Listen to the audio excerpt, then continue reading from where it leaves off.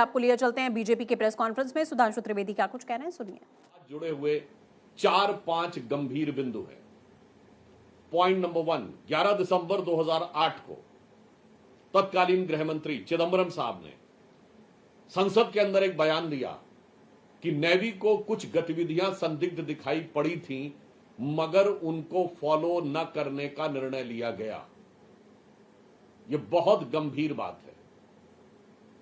आप सबको ध्यान हो, मणि साहब ने यह भी कहा है कि 2006 ऑनवर्ड्स कांग्रेस के महासचिव दिग्विजय सिंह साहब, जो कि तथाकथित हिंदू आतंकवाद के केसेस के बारे में जानकारी लेते थे, कांग्रेस को जवाब देना चाहिए कि जो व्यक्ति सरकार का हिस्सा नहीं है वो सरकार की गंभीर गोपनीय गुप्तचर सूचनाओं के बारे में जानकारी कैसे ले रहा था। दिग्विजय सिंह जी ने यह भी बोला था कि शहीद हेमंत करकरे ने उनको ये बताया था। वो तो आज जीवित नहीं है, अन्यथा तो उनके लिए समस्या हो जाती कि एक राष्ट्रीय सुरक्षा की जांच के विषय को वो किसी गैर सरकारी व्यक्ति के साथ कैसे साझा हो रही थी।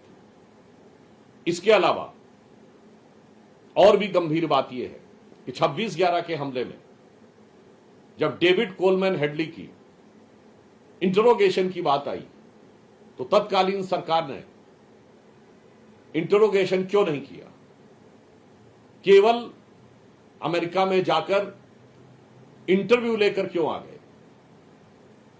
उस समय तथाकथित हिंदू आतंकवाद के अनेक मामलों में, जैसे समझौता एक्सप्रेस में, जब साफ साफ पाकिस्तान में बैठा आरिफ कसमानी कह रहा था कि वो उसने फंडिंग की है, इसके बावजूद सारे पाकिस्तानी आरोपियों को, जो संभवतः 13-14 थे, सबको बरी करके और सारा केस हिंदू आतंकवाद की तरफ मोड़ देना। आज की पीढ़ी को याद रखना चाहिए, चौथा पॉइंट, कि जितने भी 26/11 के आतंकवादी थे वो सब फर्जी हिंदू आई कार्ड लिए हुए थे। सबने अपने हाथों पर कलावा बांधा हुआ था।